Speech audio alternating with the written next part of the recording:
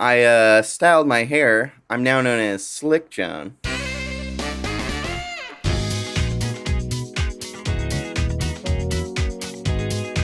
Hey everybody, welcome back to another episode of The Comment Show. The premise is very complex. You ask us questions on Twitter, and we respond to those questions in the funniest way we can think of in 5.2 seconds or less. Let's get right into it. First question this week comes from Tyler, the other creator, asking, what was the most disappointing celebrity interaction you've had? Now, we live in LA, which means you can't go a day without running into an actual celebrity. They're everywhere. I've met Richard Simmons, the original host of Talk Soup. Either way, the most disappointing celebrity interaction ever was J.K. Simmons. And we saw him at a pumpkin patch. And I remember just kind of getting in his way, and he and I just kind of crossed paths and was like, oh, excuse me, sir. And of course I knew who he was. And he was like, how you doing? All right, see you later. And that was it. And to this day, I still regret not getting his phone number and becoming his best friend, even though he seems like a very intimidating individual. Have you seen Whiplash? My God. This isn't really the celebrities were doing, but I was in a TSA line in front of Will Ferrell once. Recognized him obviously, but he's traveling, he's solo, he doesn't want people bothering him.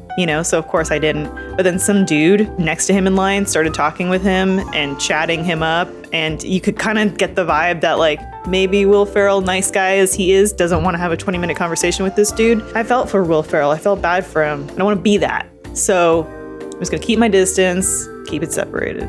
So I used to direct a lot of music videos, and over time I was moving up and labels were reaching out to me to shoot music videos, and I got fortunate enough to direct a lot of videos for artists who are now bigger people now. I won't say their names, but a lot of those artists disappointed me in just their unprofessionalism, like showing up late, causing scenes, just being overall difficult. And it just got to a certain point I was kind of like, I don't want to do this no more. I actually used to interview celebrities on TV in Australia. I've met a number of celebrities, some huge names, plenty of disappointing interactions, frankly. It's hard to keep people happy, but my most disappointing was probably when I met Adam Kovic, the Dead Pixel. I was really excited to talk to him about Halo, but he just spoke to me about his cats. This is a cat. It still happens. If you really want a disappointing interaction, it'd be the time elevator doors opened in a building and Selma Hayek was on the other side. And I recognized her, but didn't process in my brain that it was Selma Hayek. And so I kind of gave her that whole hello nod. And then she gave me the hello back nod. And then I realized that it was Selma Hayek, and she probably thought I was really weird. She wasn't disappointing. I was disappointed by my interaction with her. Have I got a story for you? Come on, Jon. You can tell this story. You can tell any story you want. I know I can. Well, if you think you can, then do it. Okay, I will. I was at the ArcLight with my family, and behind me, I saw was this blonde woman that I'd seen in Community, the TV show Community. It turned out to be Jillian Jacobs or Gillian Jacobs. I don't know how you pronounce her name. I turned and I said, hey, are you in Community? And she said, yeah, I am. And I said, I really enjoy you on that show. I love that show. I think it's hilarious. She's like, thank you so much. And I went to turn around, and then my dad then turned around and went, are you in television? And she was like, yes. And he literally stood there and talked to her for 4 minutes while I was standing next to him going, Dad, shit. I'll never be able to live that down or forget that. So thank you for reminding me of that, Tyler. Thank you very much. Bando Calrissian said, how does everyone deal with Jon Smith being a sex symbol? Jon Smith being a sex symbol? That's a great question. How does everyone deal with Jon Smith being a sex symbol? It's hard. It's getting harder. We don't take it well. Really, it's probably hardest for me with everyone trying to get their paws on me all the time. Jon's hot. He's this perfectly androgynous thing. My strategy is to, be respectful. Don't, sexually harass people you work with. That's pretty much unacceptable. He's not super masculine, he's not super feminine. He's right in the middle. And so he feels like he would have sex with anything, and anything could have sex with him. Anytime that Jon particularly sweats heavy in any of the costumes we have at the Funhaus office, I just kind of keep an eye on what's happened to that particular costume. And then I take it home and I wear it like a second skin. This is sort of what you do. Everyone had to deal with this, whether it be the Beatles or SNL or any sort of classic group. You kind of have to get used to taking a back seat to Jon Smith's fame. You go through these growing pains, similar to the Monkees. Everyone looks to that one Justin Timberlake. You can't see it, but I have like a picture of him over my bed, kind of just as inspiration. But at the same time, you secretly hate them, and you just know that they're going to go on to bigger and better things, and it eats you up inside. At conventions, people are lined up to see Jon, and, what are you, chopped liver? Me, oh my. Going out for lunch, that sexy waiter, they're going to comp Jon's meal. And then me, what, my beef stroganoff, I'm paying for that. I'm like, man, that man's well put together, so. Peanut made me cry over here. I just burped up more than a burp. Don't worry, I swallowed it down. It's hard being a sex symbol. From Marissa, Helene of Troy, 14. If Ben & Jerry's made an ice cream flavor after you, what would it be made of and what would it be called? It would be called the Chili's Burger. There was no good pun for this one. Probably some vanilla ice cream for the base, and then some ground beef, cheese, pickles, ketchup, mustard, maybe a little bit of onion, salt and pepper, more vanilla ice cream. Just blend it and have it with a straw. Honey bun. Because I'm light skinned and I got a man bun. Don't call me honey bun in real life. It would be made of tiredness, and it would be called the walking yawn. And I feel like that would really sum me up as a human. I don't drink a lot of hard liquor, but sometimes those flavors can be really good, and I like rum. So I'd probably put some tropical rum in there. I'd want it to have like some pulp. So it'd probably have some fruit bits. It'd almost be like having a mixed drink or something like that. And I would call it the Rum Tum Tugger. I'm not sure if you can bottle the tears of sad parental loneliness or weird, disturbing childhoods and make them into ice cream flavor. But if you could somehow just get all of that into something that, I don't know, maybe like a vanilla Rocky Road. Sex. I taste like sex. So there'd definitely be some sea salt in there to simulate the sweat. Maybe like some bacon bits, some sweet caramel to tie it all together. The actual base ice cream flavor, rainbow sherbet, it would be called Sensual Seduction by Jon Smith, Sex Symbol 2020. And no, you can't have any. I only give out my ice cream to my dearest of friends. And by friends, I mean fuck buddies. Next question from Davis. What does the FH Signature Cologne perfume smell like? It'd probably have a hot, wet, kind of musky smell. Have you guys ever been to Vegas and been like into like the old hotels like Caesar's Palace? You can tell they haven't changed the carpets since 1970. And I think the only way you could potentially capture the scent is by getting a bunch of people to work out in a small room with the windows closed and then not washing the floors, and the floor has carpet in it. Sweaty men at the gym. Very buff, sweaty men. If you put it into a towel and squeezed it all out together into a bottle. Every couple days you'd go do another really heavy workout. I'm talking about like HIIT, like something that makes you sweat and it soaks up into that carpet. With a little bit of dog in there. Dog? It smells like success. It smells like talent. It smells like pure gasoline.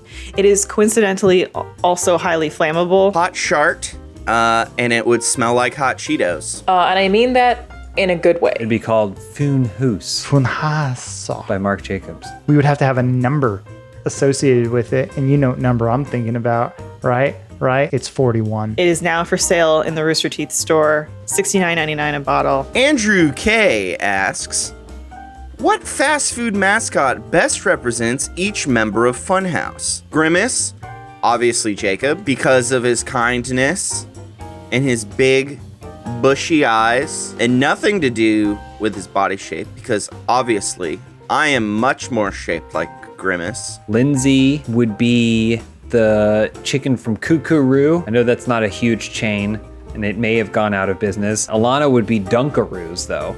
I'm going full mascots, not just restaurant chains. I don't even know all of them. Foreign. Okay, let's look up fast food mascots. I just always imagined Grimace as like a fun-loving motherfucker. Adam, Jack in the Box ice cream cone head because, you know, he's got that stare, bores into your soul. I don't know what you're trying to sell me, but whatever it is, I don't want it. I felt bad right after I said Jacob reminds me of Crooms, but I'm not talking about body shape. I'm talking about demeanor. Omar, he's the Wendy's girl, obviously. Ryan's probably the Little Caesar's Caesar. Now I feel really bad. Jacob, I'm sorry. I love you, Jacob. Anyways, the cows from Chick-fil-A where they're like, don't eat me, eat the chicken. That's Bones, because Bones is always trying to get out of work. Fucking Bones. John would probably be, well, kind of tying back to his everyone wants to have sex with it kind of attitude. He'd probably be poppin' fresh. Can't keep your hands off him. What is this? There's some kind of hamburger mayo in the McDonald's? Dan Schneider, that's Long John Silver. Who is this guy? What? Matt Peaks the Hamburglar, easy. Oh my god, oh no. What have you done? None of this can be good. I should stop. Probably doesn't have a mascot, but James would be a burrito bowl. John Holland would be the Arby's oven mitt because that oven mitt could sing. And John Holland's got some pipes on him. The Tootsie Roll Owl, I would say that's Don Casanova, because Don Casanova knows everything. You go up to him, you say, how many bosses are there in Mega Man 2? He'll go, let me think. 1, 2, 3. And then he'll keep counting to the number of bosses there are. Me, I would be I know you're thinking like, Elise, Ronald, are you going to be one of the big ones? No, I would be the professor, a little known second tier McDonald's character that is no longer active. Yes, there are some flashier mascots, but bring back the professor. And I could also, you know, take that role on if McDonald's ever saw fit. So for all of our sakes, we need to avoid crowds in any way we can right now. But what if you need to go to the post office? It's a service that is sometimes something you just can't skip. What if you need postage to send out letters and packages? Well, I've got really good news for you. Stamps.com is here to help. With Stamps.com, you can print postage on demand and skip those lines and crowds at the post office altogether. Plus, you can, listen, I get it. It's really hard to figure out how to operate your business or work within a business structure, all from home, especially when outgoing and incoming packages is a major part of the equation. But Stamps.com brings all the services of the US Postal Service right to your computer in the safety and comfort of your own home, office, or anywhere else you might be hunkering down right now. Whether you're a small business sending invoices, an online seller shipping out products, or you're just working from home and need to mail some stuff, Stamps.com can handle it all with ease. All you got to do is use your computer to print official US postage 24/7 for any letters, any packages, any class of mail, anywhere you want to send it. Once your mail is ready, you just leave it for your mail carrier, schedule a package pickup, or drop it in a mailbox. No human contact is required for any of this. It's that simple. With Stamps.com, you get great discounts too. 5 cents off every first class stamp and up to 62% off shipping rates.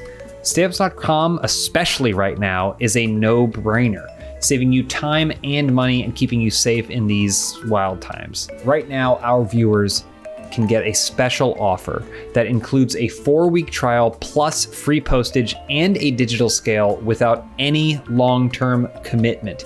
You just go to Stamps.com, click on the microphone at the top of the homepage and type in Open House. That's Stamps.com, enter OPENHAUS. Stay safe, my friends. Sam Eagles says, what tips do you guys have to survive a job interview? So the job isn't just interviewing you. You're also interviewing your job. Make it feel like they're the ones being interviewed. You don't want to survive a job interview. You want to go in there and dominate. Rotate the desk so that way you are now the one behind it and they are on the other side. Sam Eagles, if you're looking at a job interview as something you need to survive, you're going to get eaten by the lion that is capitalism, okay? I think it's just going in with the confidence of like, I have this skill set. I'm good at what I do. Just lie. Lie about everything. Don't go in there acting a bitch, Sam Eagles. Go in there with that BDE. Repeat every question with another question. BDE. Make sure you learn about the company and the people that you're going to go interview with. You know, I go in for an interview at Funhaus and I'm sitting down with Bruce and I just go like, how do you feel about Zac Efron? What is your favorite form of oral sex? Are you gay? bring a wet floor sign that you put right outside the door. So if you think things are going south right when you leave the room, whoops, I slipped on the wet floor sign. Oh, we don't want a lawsuit. Can't sue you if you're on the payroll. I think that's how that works. My other tip is offer sex. Try that out. And then you get job. And then you get job. Anyways, thank you for tuning in to Slick John's sexy, seductive tips for the day.